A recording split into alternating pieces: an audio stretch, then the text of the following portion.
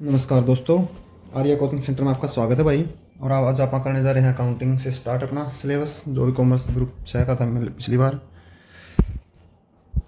तो भाई आज की पहली क्लास दे रहे हैं अपना, शुरू करते हैं अकाउंटिंग से। तो अकाउंटिंग की ज़रूरत किस चीज़ में पड़ा है भाई? अपन है अकाउंटिंग की ज़रूरत पड़ा है अपन है बिज़नेस में। और बिज़नेस किसके लिए हो है? बिज़नेस हो प्रॉफिट के लिए, ठीक है। अकाउंटिंग बिजनेस में क्या काम है? तो अकाउंटिंग का बिजनेस में काम है भाई सिस्टमैटिक रिकॉर्ड ऑफ डाटा।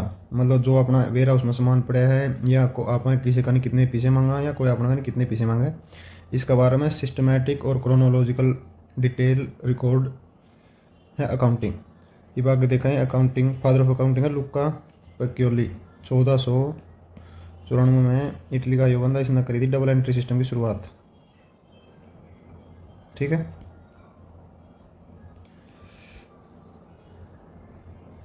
ये अपन देख लेते हैं भाई अकाउंटिंग के पार्ट। अकाउंटिंग के पार्ट है identifying, recording, classifying, summarising, interpreting and communication. तो भाई इससे आगे के पार्ट था अकाउंटिंग, इसके अकाउंटिंग के, और इससे पहले पार्ट है अपने बुक कीपिंग के, ठीक है। ये देख लेते हैं पे अकाउंटिंग आइडेंटिफाइंग में कराएं पे कैश है या अपनी क्रेडिट पे है, ठीक है। मतलब कैश है नॉन कैश ट्रांजेक्शन है। फिर उसमें रिकॉर्ड करते हैं वहाँ पे जनरल जर्नल में, ठीक है। फिर उसमें क्लासीफाइंग कराएंगे, क्लासीफाई करके आप इसमें कराएंगे लेजर में भाई पोस्टिंग, ठीक है। लेजर मतलब पोस्टिंग। और फिर कराएंगे समराइज कराएंगे आप ट्रायल बैलेंस में, ठीक है। और उसके बाद आप इंटरप्रेट कराएंगे और कम्युनिकेट कराएंगे। इसमें बनाकर आपने P&L अकाउंट, बैलेंस शीट, ठीक है, और कैश फ्लो स्टेटमेंट। ये फाइनल अकाउंट क्या है अपने तीनों, ठीक है।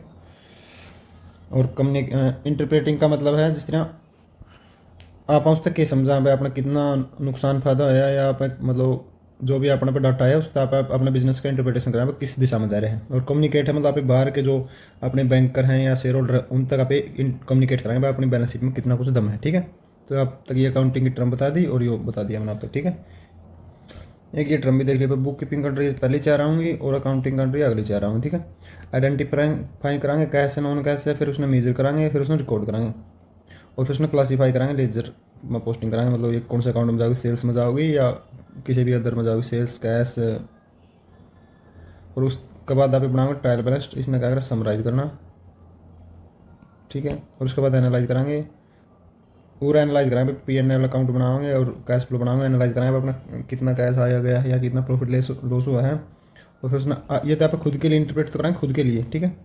और फिर उसमें आगे कम्युनिकेट कराएंगे अपना हिसाब था, मतलब ये तो इन डिटेल इंटरप्रेट करेंगे खुद के लिए अपने मैनेजमेंट के लिए, ठीक है। और फिर मैनेजमेंट आकर कम्युनिकेट करा इसने जो शेयर होल्डर है अपने, जो भी बैंक है या शेयर होल्डर उनके लिए या सरकार के लिए, ठीक है। ये देख लेते हैं भाई ऑब्जेक्टिव ऑफ अकाउंटिंग भाई। तो ऑब्जेक्टिव ये है कीप सिस्टमैटिक रिकॉर्ड, आप पूरा सिस्टमैटिक रिकॉर्ड रखा है क्रोनोलॉजिकल ऑर्डर में जो आपने करी है, जो भी बुक्स बनाई है अलग अलग हैं, सब्सिडरी बुक्स बनाई हैं उनका सिस्टमैटिक रिकॉर्ड हो गया। कैलकुलेट प्रॉफिट एंड लॉस, तो इसका तहत अपने पता चला प्रॉफिट एंड लॉस का, अगर आप उसमें अपनी बुक्स में लिखाएंगे तो ही आप पता चला कर पाओगे भाई अपना प्रॉफिट होया लॉस होया।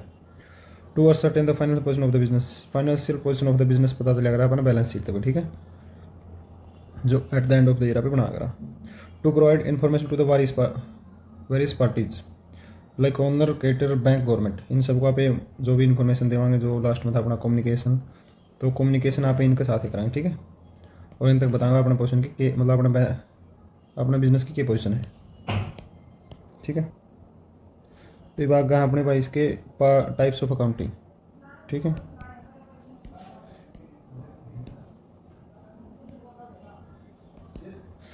पहला फाइनेंशियल अकाउंटिंग में क्या भाई आप जो ये जो पीछे अपन करा था रिकॉर्ड ऑफ सब्सिडरी बुक में जो रिकॉर्ड कराएंगे वो फाइनेंशियल अकाउंटिंग अपनी, ठीक है।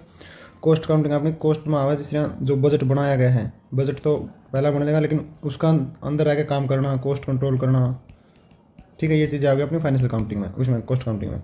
और फिर मैनेजमेंट अकाउंटिंग पर इसकी इन्फॉर्मेशन ले लिया अपन, इसकी इन्फॉर्मेशन, इस इन्फॉर्मेशन के तहत जो आप बजट बनावाएंगे या जो आप डिसीजन लेवाएंगे प्राइस के, जिस भी टाइप के टॉप लेवल डिसीजन है वो कराएंगे अपन मैनेजमेंट अकाउंटिंग में। मैनेजमेंट अकाउंटिंग बेस्ड है इन दोनों के ऊपर, मतलब इन दोनों ये दो जो डाटा देंगे उसके ऊपर आप डिसीजन लेवाएंगे अपन, ठीक है। तो यार भाई अपनी अकाउंटिंग है, आर्ट भी है और साइंस भी है, इसमें ज़्यादा कुछ दिमाग लगाने की जरूरत को नहीं, यहाँ पे डाटा के ऊपर काम करना है इसलिए इसने साइंस का दिया है। और जो अपना अकाउंटेंट है वो उसकी खुद की नॉलेज पे भी डिपेंड करे अकाउंटिंग, तो उसके लिए आप उसने कहते हैं उसने कुछ आया है, उसमें आर्ट का भी रोल है थोड़ा अकाउंटिंग में। तो ये दोनों हैं, इसमें ज़्यादा आप ये +1 +2 वाला काम करोगे। साइंस क्यों है, आर्ट क्यों है, इसके ऊपर एक 10 नंबर का सवाल लिखना पड़ा, ऐसा कुछ है नहीं। मतलब रेयर है वही पर्सन भी साइंस अकाउंटिंग ना पे साइंस कमाएंगे, आर्ट कमाएंगे, तो दोनों कमाएंगे भाई, ठीक है। तो दोस्तों देख लेते हैं पे एडवांटेज ऑफ अकाउंटिंग। तो एडवांटेज क्या है अकाउंटिंग की भाई, प्रोटेक्टिंग बिजनेस एसेट। तो बिजनेस एसेट में प्रोटेक्ट करें, अपने पता रखा अपने कितने एसेट हैं, कड़े हैं, वे सारी अपने बुक ऑफ अकाउंट में है अपने। Facilitate settlement of tax liabilities. तो ऐसा तो है नहीं आप रिवेन्यू जितना पे रिवेन्यू जनरेट करेंगे उसे पे टैक्स दे देंगे, तो टैक्स तो आप सिर्फ प्रॉफिट पर देवाएंगे, तो प्रॉफिट का आपने पता चला अकाउंटिंग के तहत, तो ये भी एक इसका बेनिफिट है। रिप्लेसिस मेमोरीज, तो भाई ये तो है ही, आप इसमें बुक में रिकॉर्ड करें तो अपन मेमोरी में रखने की कुछ चीज़ें जरूरत नहीं है, तो इसलिए ये मेमोरी ने भी रिप्लेस करा है। फैसिलिटाइज कंपेरेटिव स्टडी, ये भी इसका एक अपना बेनिफिट है भाई, क्योंकि आप दूसरी फर्म में बैलेंस शीट देख के आप अपने प्राइसिंग ने और चीज़ों ने देख सकते हैं, कंपेयर कर सकते हैं भाई कड़ा ज़्यादा बेनिफिट करें अपना, तो या कड़ा आप इतने अच्छे हैं इस बारे में। फैसिलिटेट्स लोन्स भाई अपनी बैलेंस शीट देख के बैंक लोन देंगे, वैसे तो लोन वैसे भी नहीं मिलेगा, तो ये लोन लेने में भी हेल्पफुल है। फैसिलिटेट सेल ऑफ बिजनेस, और जब अपना बिजनेस बेचना हो तो उसकी अपने बिजनेस की वैल्यू क्या है वो भी अपना बैलेंस शीट से पता चलेगी, या मतलब अपनी बुक्स से पता चलेगी, ठीक है। तो एडवांटेज देख ली थी, तो दोस्तों देख लेते हैं डिसएडवांटेज भाई।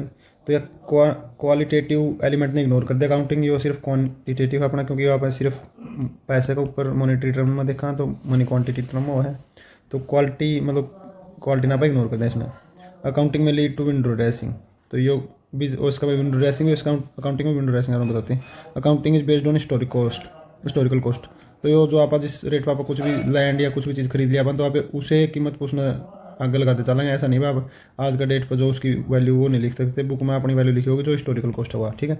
Accounting is not fully exact, और ये फुली एग्जैक्ट भी कौन भाई, इसमें एरर भी हो इसका है, क्लैरिकल एरर भी उसका है, और कई प्रकार के एरर भी हो जिसमें बुक ऑफ अकाउंट में हो जाए अपना एरर।